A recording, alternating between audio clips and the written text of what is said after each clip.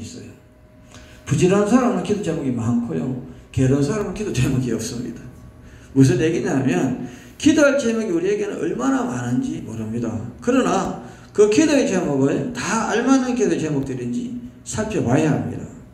하나님께서 기쁘시게 여기는 기도 제목이 있습니까? 아니면 내 의견이 완전히 없어진 기도입니까? 저는 어떤 생각해 보면 기도 제목을 자기에게 맞추는 우리들이 아닌가 생각해 보시기 바랍니다. 내 몸에 맞춘 옷을 입듯이 기도 제목도 내 몸에 맞추어서 기도하는 것이 아닌지. 저는 여러분 기도 제목은 참 많은데 주를 위해서 기도하는 것이 얼마나 되며 내 자신을 위해서 기도하는 것이 얼마나 되며 우리는 중요하죠.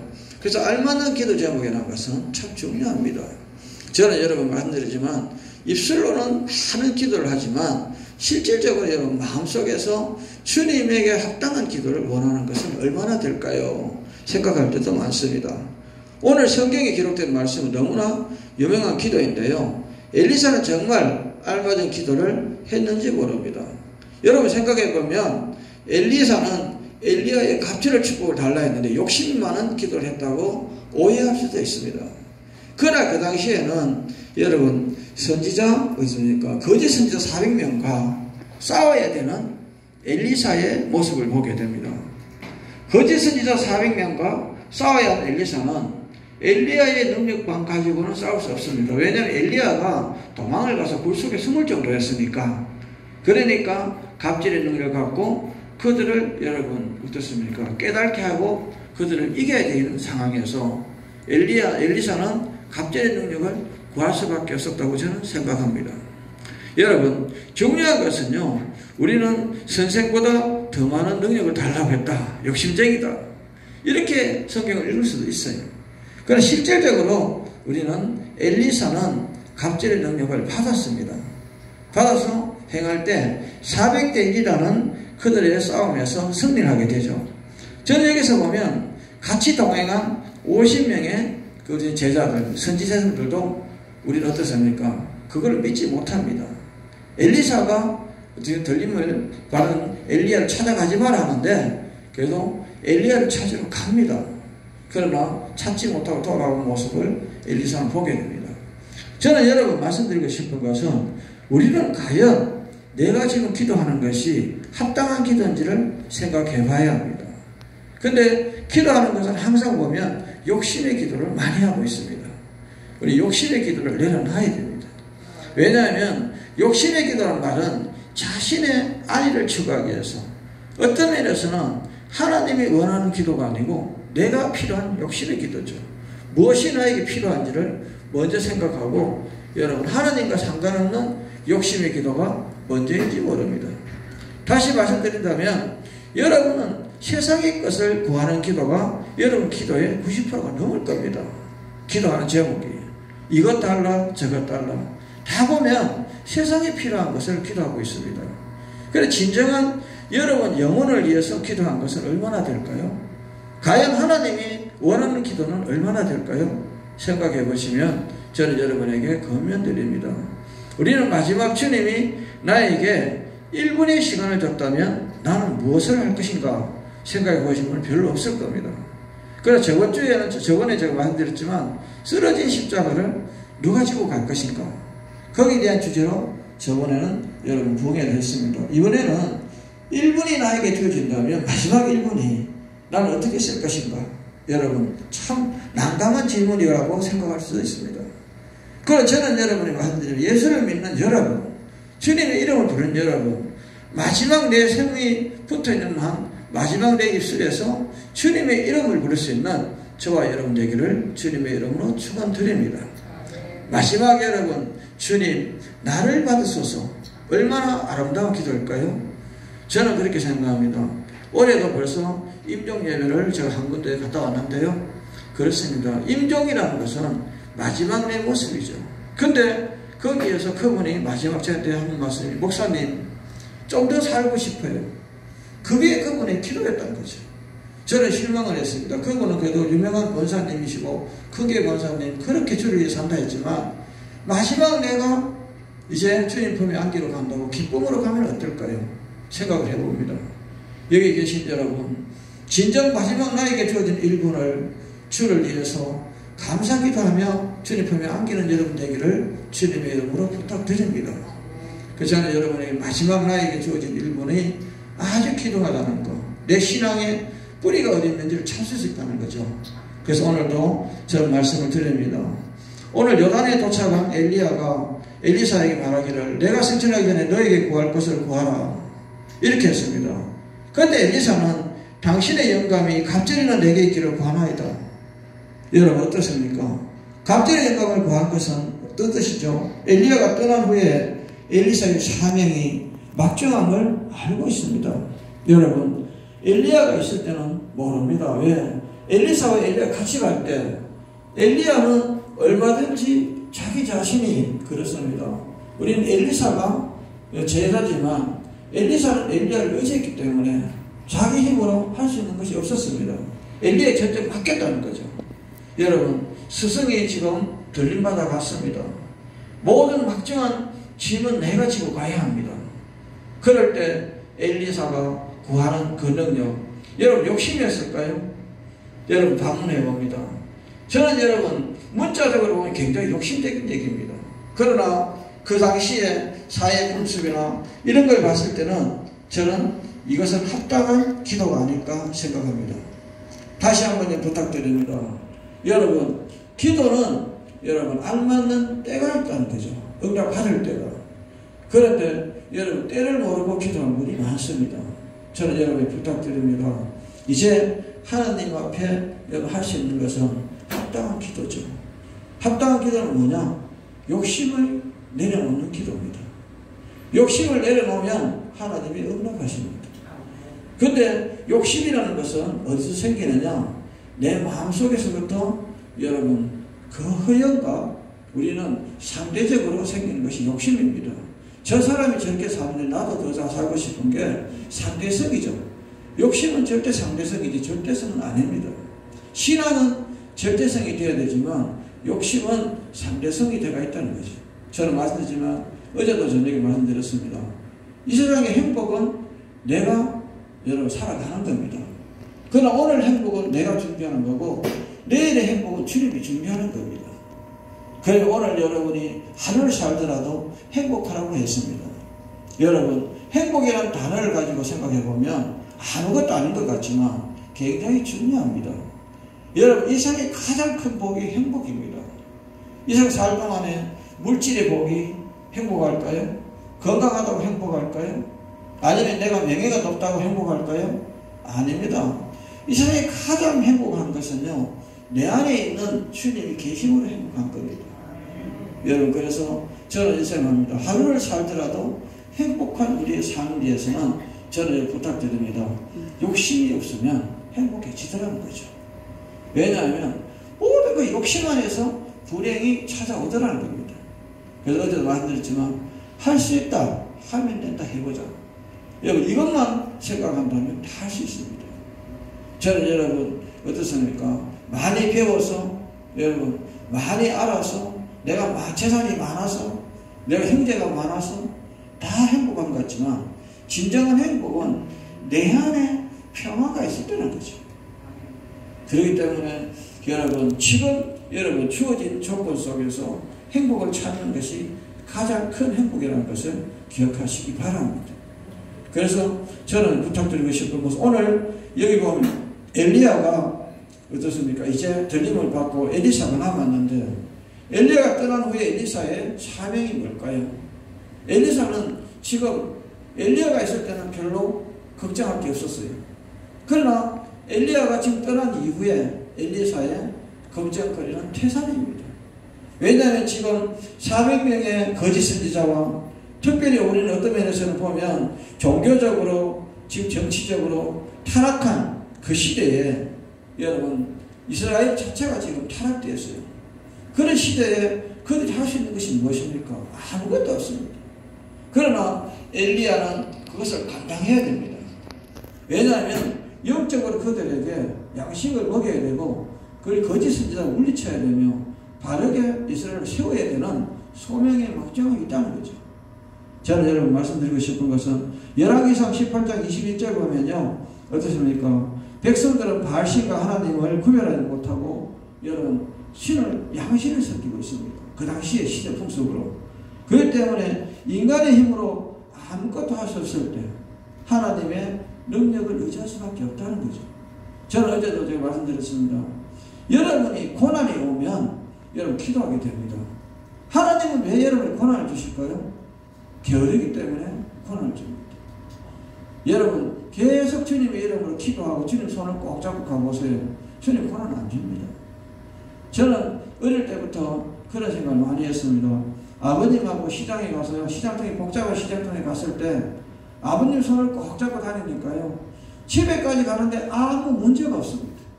그냥 환하고 편안합니다. 손만 잡고 다니면 됩니다.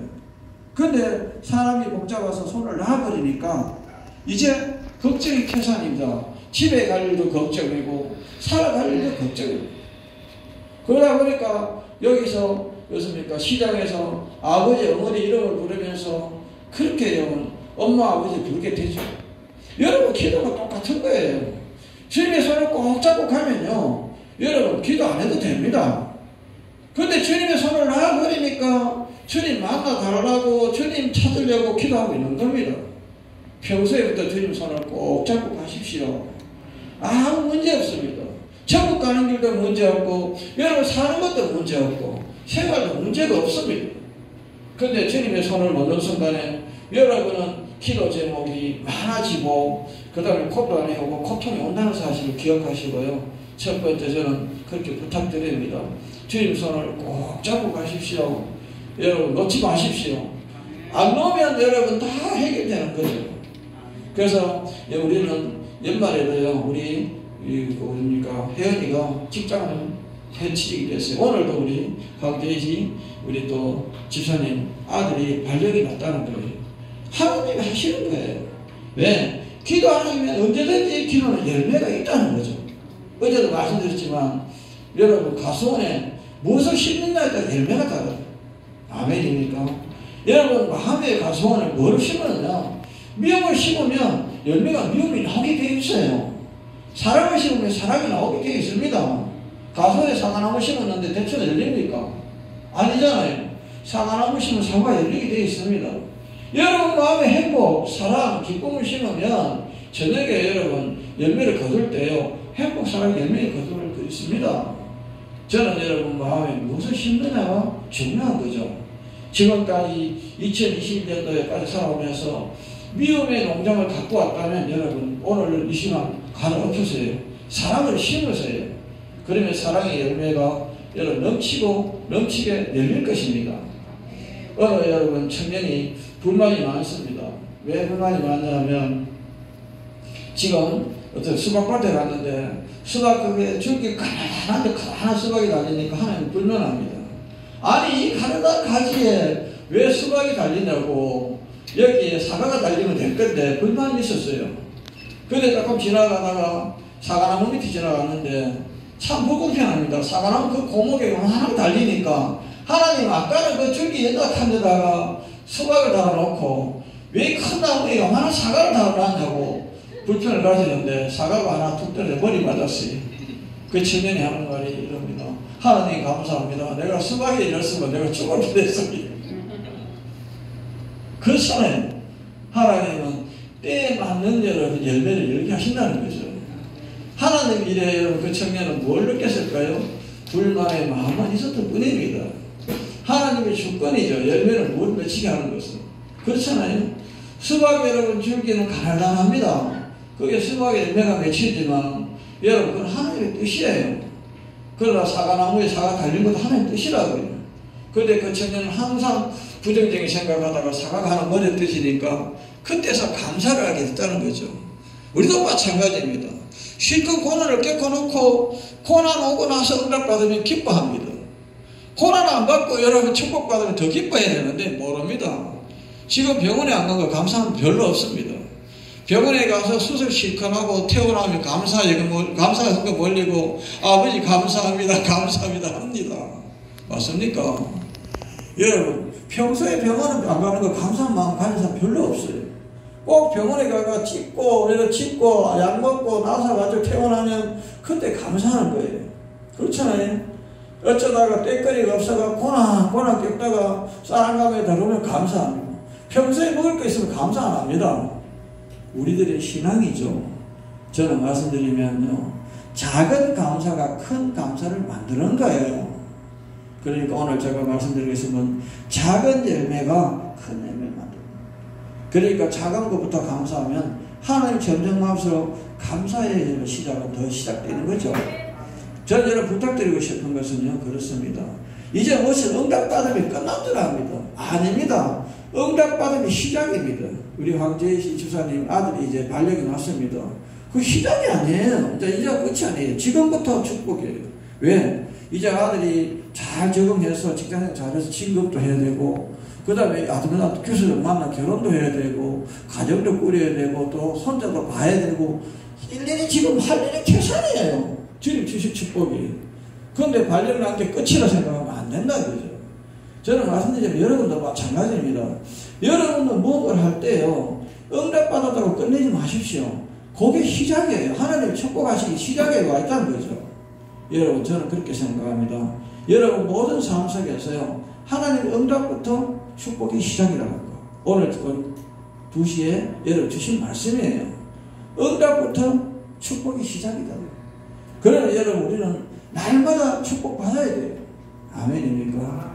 오늘은 축복받고 내일은 기도하고 고난받고 모레도 고난받고 또 고난받고 1년에 일기에 고난 쓰다가 응답 한 번 딱 하겠어. 그럼 끝나더라. 아닙니다. 날마다 응답 쓰는 여러분 되시기 원합니다. 저는 여러분에게 부탁드리고 싶은 것은요, 하나님은 날마다 여러분을 축복하시기 위해서, 날마다 사랑하시기 위해서 하나님은 여기 동행하고 계신다는 거죠. 그런데 우리는 하나님이 내 안에 있는 것을 여러분 부정합니다. 그렇잖아요. 조금 전에 말씀드렸지만 실컷 여러분 건강해서 병원에 안 가는 건 감사할 줄 모르고, 꼭 보면 병원에 입원해가지고 퇴원하면 감사합니다. 아니면 또 어떻습니까? 새박살이 살다가 쫓겨나면 그때서 집 달라고 기도해가지고 집 하나 구해주면 감사합니다. 평소에 새박살이 할 때 여러분 안 쫓겨나면 감사하시면 돼요. 그렇잖아요. 저는 항상 말씀드리고 싶은 것은 감사하려고 하면요, 감사할 일이 너무 많더란 거예요. 그런데 불평을 하니까 불평할 일이 너무 많아요. 그렇잖아요. 저는 어디 가도 그렇게 생각합니다. 내 머무는 곳이 최고 행복하다. 내 있는 곳이. 그렇잖아요. 내 먹는 곳이 가장 만족한 거다. 왜? 나에게 주어진 거니까. 그렇잖아요. 라면을 하나 삶아가 먹어도요, 그게 나에게는 가장 진수성찬인 거예요. 그 시간대는. 그렇잖아요. 그런데 호텔에 가서 식사 25만원짜리 지금 어떤 롯데 102층짜리가 거기는 한대에 25만원 한대요. 한 식사가. 뷔페권이 하나가. 그거 먹거나 라면 1,000원짜리 하나 먹거나 나의 주어진 시간, 그 시간에 그 음식은 최상의 것을 생각하셔야 되는 거예요. 아멘입니까? 여러분, 어떤 날은요, 고속도로 제가 집회 갔다가 추워서 차에서 히터 틀어놓고 자더라도 그게 나면 호텔에서 자는 거예요. 왜? 호텔에 자야 잠이 오는 게 아니고 피곤하니까 그게 더 꿀잠이에요.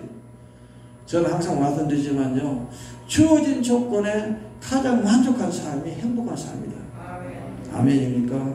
오늘 제가 말씀드리고 싶은 것은요, 마지막 주님이 나에게 1분 시간을 줬다. 사랑하는 딸아, 아들아, 네 1분을 내가 너에게 줄 테니까 너는 무엇 할 것인가 물을 때 저는 그렇게 생각합니다. 당신의 이름은 기도한다고 생각합니다. 그렇잖아요. 그런 것처럼 여러분, 저는 그렇게 생각합니다. 지금 내 조건에 맞는 이곳에 있는 것도 나는 가장 행복한 거예요. 여러분 열악하게 춥고 여러분 어떻고 이런 얘기 하지 마시고요. 이곳에 주님의 이름을 부르고 기도할 수 있는 여러분 감사하셔야 되는 거예요. 그렇잖아요. 여러분 호텔 같은 데 예배 드리면 얼마나 좋을까 생각하지 마십시오. 저는 지금 이곳에 주님이 와 계시니 감사한 거죠. 그렇잖아요. 저는 그래서 여러분 말씀드립니다. 지금 주어진 내 환경을 위해서 감사하라. 그게 최상의 행복이라는 거죠. 그렇잖아요. 어느 날 우리 사모가 둘이 앉아가지고 수요일날 밥 했는 거 남은 거, 여러분 우리 사모 밥찬 잘 안 해요. 그냥 그거 이렇게 다 모아가지고 그냥 꿀꿀이 죽다리 끓여가지고 한 그릇 먹으라 깨됩니다. 그래도 그 숟가락 먹으면 감사한 거예요. 먹을 수 있으면. 왜 TV 보니까 먹을 거 없어가지고 아이가 한 일걸도 그 시간도 그걸 틀어놔. 그래, 그것도 먹는 감사한 거예요. 그러다 보니까 어떤 날은 보면 그래요, 무 진짜 총각무 그것도 푹푹거리 들어가니까 생무도 그거보다 김치 그것도 들어가고, 어떨 때는 명태 쪼가리도 들어가고 칼치 찢은 쪼가리 들어가고 이래가 묵거리 죽도 아니고 먹으려면 거북스러워. 그래도 먹을 수 있으면 감사. 그렇잖아요. 주님 주심에 감사합니다. 여러분 먹어도 소화 잘 되더라고요. 병원에 갈 일이 없더라고요. 저는 말씀드립니다. 여러분 불평하기 시작하면 이제 첫째가 불평입니다. 감사하기 시작하면 전체가 감사입니다. 두 번째 얘기입니다. 여러분 모든 일에 감사하면요 모든 게 감사해지는 거예요. 아멘입니까? 그래서 우리 사모한테 여보 나만 너 저녁 때까지 먹어야 돼. 하늘이 노랗습니다. 아침에 그거 먹고 저녁 때 다시 그거 대파가 또 먹어야 되는 거. 아 진짜 아닐까요? 그래가 둘이 또 저녁 때 그걸 먹습니다. 먹으면 저녁에 또 새밥 해주나 하면 그게 아닙니다. 저녁 때 남은 거 좀 더 못해가지고 떡국 몇 짜가리 넣어가지고 떡국이가 나옵니다. 그래도 감사해요. 왜? 새끼 다 먹을 수 있으면 감사. 여러분 저는 그렇게 생각합니다. 내 마음속에 감사가 있으니까 행복이 싹이 트더라고요. 아멘입니까?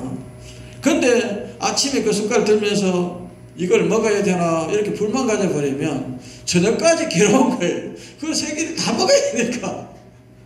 그렇잖아요. 저는 여러분 말씀드립니다. 그래도 행복하더라는 거지.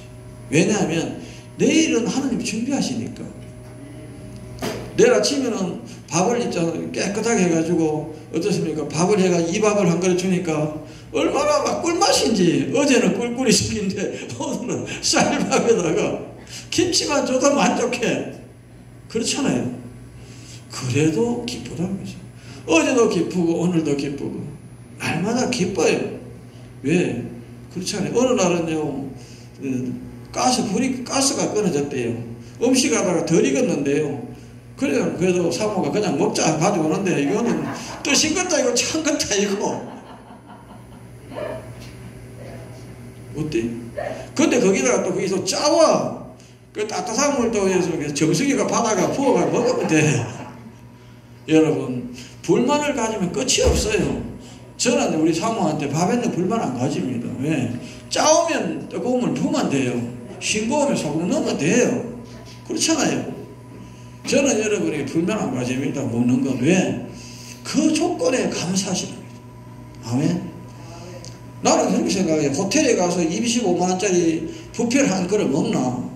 여러분 집에서 꿀꿀이죽을 끓여 한 그릇 주나? 그 한 그릇이 나에게는 이런 걸 양식에다 감사한 거죠. 그럴 때 축복이 넘치더라는 겁니다. 여러분 저는 부탁드립니다. 감사로 제사 지는 자가 나를 영화롭게 하느냐. 날마다 감사 생활 하세요. 먹을 수 있으면 감사. 여러분 잘 수 있으면 감사. 이 추운 날 내가 옷 입을 수 있으면 감사. 그 감사하다 보니까 감사할 일들만 생겨요. 어느 날은 지갑이 잡힌 것도 감사해요. 왜? 지갑에 돈이 하나도 없는데 지갑 잊어버렸는데요. 아무도 안 가도 그 자리에 있더라고. 돈 들었으면 분명히 가갔을 거라고. 아 그래? 그것도 감사한 거예요. 제가 아침에 차에서 지갑을 흘렸는데요. 저녁에 올 때까지 그대로 있어. 돈이 하나도 안 들었으니까. 얼마나 감사해요. 거기 돈이 만약 10만 20만 들었으면 잊어버렸을 거예요. 그것도 감사해요. 저는 어떨 때는요 그런 생각합니다. 최악의 경우에 감사하라. 그것이 행복이다. 오늘 두 번째 얘기를 말씀드렸습니다. 세 번째는요, 여러분이 아무리 하려고 안 될 때 해도 안 되거든요. 포기하세요. 포기할 수 있으면 감사하세요.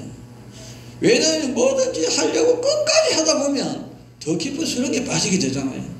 그러나 포기하면요 새로워지는 거죠. 포기할 수 있으면 감사하세요. 저는요 그럽니다. 포기할 때요 여러분 그냥 포기하지 않아요. 주님, 나는 여기까지 했습니다. 나머지는 주님이 하시죠. 주께 드리는 거죠. 여러분, 포기하지 마시고 주께 드리십시오. 사업을 하다가 안 되면요, 주님, 나는 이때까지 여기까지 몸부림쳤습니다. 그러나 이제부터 주님이 하십시오. 맡기십시오. 그 주님이 하십니다. 그래서 포기하기 전에 주께 맡기자. 세 번째 얘기입니다. 아멘입니까? 저는 무언가를 이렇게 열심히 하다가 안 되면요, 그렇게 생각합니다. 내가 포기하기 전에 주님을 맡깁니다. 근데요, 어느 날 나도 모르게 해결 때가 있어요. 그럴 때가 참 많습니다. 저는 여러분은 포기해도 주님 포기하지 않으셔요. 아멘입니까? 여러분은 주님을 떠나도 주님은 안 떠나셨다니까요. 그러니까 절대 포기하지 마십시오. 주님은 여러분이 손을 놓는 순간 주님 역사하시다는 거죠. 아멘입니까? 그래서 저는 세 번째 얘기는요, 포기하기 전에 주께 드리라. 아멘입니까? 하나님 응답하셔요. 근데 오늘도 저는 그렇게 생각합니다. 열왕기야 2장 7절에서 11절 내용을 보면요, 참 그렇습니다. 이 내용을 보면 어떤 면에서 문자적으로 목사님 설교하면 엘리사는 굉장히 욕심 많은 어린 선지자예요. 그러나 이것을 더 깊이 들어가 보면 여러분, 엘리야의 촉구는 그렇게 할 수밖에 없었다는 것을 얘기하고 있습니다. 그 세상에 거짓 선지가 400명이 있고 이스라엘이 타락되고, 여러분 지금 소돔과 고모라성 같은 그런 악한 세력들이 있는 그 시대에 여러분, 엘리야 선지자는 우리는 어떻습니까? 선생은 들림마다 가버리고, 엘리사 자기 혼자 그걸 감당하기는 갑질의 능력을 받지 않으면 안 되니까 갑질의 여러분 능력을 달라고 기도할 수밖에 없다. 근데 기도하는데 여러분, 갑질의 능력을 진짜 받아요. 받는데 어떻습니까? 엘리야가 천국 들려 올라가면서 겉옷을 던지잖아요. 그것을 받아진 엘리사가 그것을 갖고 엘리야처럼 강물을 가르잖아요. 그 놀라운 역사가 일어나는데, 실제적으로 보면요, 여러분, 엘리야가 기적을 나타낸 것보다 엘리사가 기적을 나타낸 게 더 많아요. 갑자기 능력이 나타나고 있습니다. 저는 말씀드리지만 여러분, 기도할 때 저는 그렇습니다. 오늘 여러분의 기도 제목이 무엇입니까? 분명히 주님께서는 목적이 분명한 기도는 응답해 주십니다. 네 번째는요, 기도는 목적이 분명해야 된다.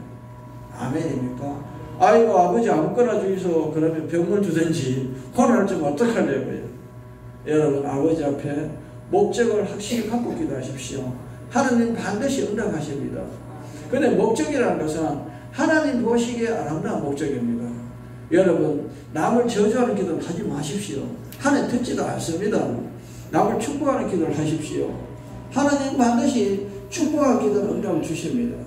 그렇기 때문에 항상 사랑의 기도, 축복의 기도, 행복의 기도를 할 수 있는 여러분 되시기 원합니다. 하나님은 그 기도를 들으시고요, 우리는 어떻습니까? 항상 보면 우리는 하나님한테 요구사항 아니면 남을 여러분 어렵게 하는 기도, 이런 거 할 줄 모릅니다.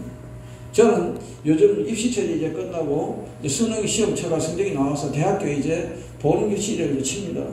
근데 보면 꼭 자기 자식만 합격시켜달라고 기도합니다. 그러니까 어려워지는 거죠. 저는 어떤 분은 그런 얘기합니다. 원서도 안 내고 여러분 합격되게 기도하는 분이 많습니다. 원서를 써놓고 기도하세요. 정리하면 그렇습니다. 그렇잖아요. 아버지 집 주세요. 집 주려면 아버지 앞에 기도 응답을 받으려면요, 준비해야 돼요. 내가 어디 살 것인가를 알고 기도하셔야 돼요. 그렇잖아요. 아버지나 주세요 하면 저 시골에 가서 집 좀 어떡할래요?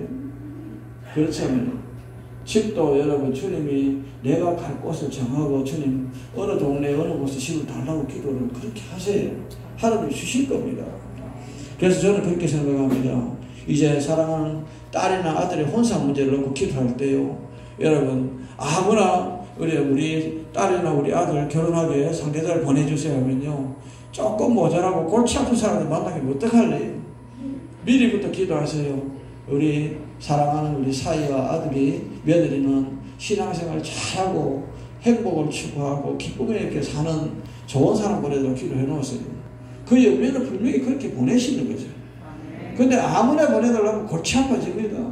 만날 때는 괜찮은데 결혼하고 나면요, 골치 아파져요. 물건을 보기 싫으면 버리면 되지만 사람은요, 버리지도 못하고 골치 아파요. 안 그래요? 진짜 그렇다니까요. 결혼해 놓으면요, 그렇습니다. 이 물건을 보기 싫으면 없애버리면 돼. 근데 이거 결혼해 놓으면 없애지도 못하고, 이거 참, 쳐다보지 말고요. 그런데요, 진짜 제가 말씀드린 것은요, 기도하고 만나면 행복해지는데요, 기도 없이 만나면 불행해집니다. 아멘입니까? 오늘 여러분, 엘리사는요, 목선을 걸고 기도했는데요, 내 아버지여, 내 아버지여, 이스라엘 병거 마병이여, 이렇게 부르짖는 기도했습니다. 여러분, 육신의 생활로 말며 기도를 못했다면 이제부터라도 기도 회복을 받아 부르짖으며 기도를 하시기 바랍니다. 저는 여러분 그렇게 말씀드립니다. 육신 생활로 바빠서 기도 못했다면 여러분 어리석은 거죠. 저는 부탁드리고 싶은 것은 오전에도 처음에도 말씀드렸습니다. 이번 주간은 마지막 나에게 1분이 주어진다면 나는 무엇을 할 것인가 기도하라 했습니다. 저는 여러분에게 마지막 여러분 간절히 기도하는 오늘 여러분 엘리사를 보게 되고요. 어떤 면에서 히스기야를 보게 되고요. 히스기야 왕은 간절히 기도하고 보게 됩니다. 에스더 왕은 어떻습니까? 특별히 야곱은 어떻습니까? 그들이 간절히 기도할 때 응답을 받았죠. 우리 성경에서 간절히 기도하는 세 사람을 얘기한다면 히스기야입니다. 히스기야는 간절히 기도할 때 15일의 생명의 연장을 받는 그런 일이 일었습니다. 특별히 아버지 에스더는 죽으면 죽으리라 간절히 기도할 때 이스라엘의 역사가 바뀌었다는 거죠. 특별히 아버지 야곱이 기도할 때는요, 축복의 통로를 열었다는 거죠. 저는 말씀드리고 싶은 것은요, 시편 50편 15절에 환난 날에 나를 부르라, 내가 그 너를 건지리라, 내가 나를 영화롭게 하리로다 했습니다. 저는 여러분 말씀드리면요, 환난 날에 저를 부르라. 평소에는 여러분 감사 기도하시고요, 고난이 오면 간절한 기도를 하십시오. 아멘입니까? 평소에는 감사 기도하세요. 이것도 감사, 저것도 감사. 조금 전에 말씀드렸지만 여러분 주일날 밥 있는 거 다 남은 거 3일 4일 대파 먹다가 냄새가 좀 나니까 다 모아가지고 푹 삶아가지고 가져와도 감사. 그렇잖아요. 그러니까 일주일 지나니까 쌀이 돌아요. 또 새로운 햇살 찍었다고 쌀이 몇 파닥이 들어온다니까요. 내가 그거 먹으니까 하나님이 얼마나 긍휼히 여기시는지. 저는 여러분 다섯 번째 얘기입니다. 하나님 앞에 긍휼을 받으셔야 됩니다. 아멘입니까? 하나님이 긍휼히 여기심을 받아야 축복받는 겁니다. 하나님이 은총 권사야 이렇게 긍휼을 여기시면 부어주신다니까요.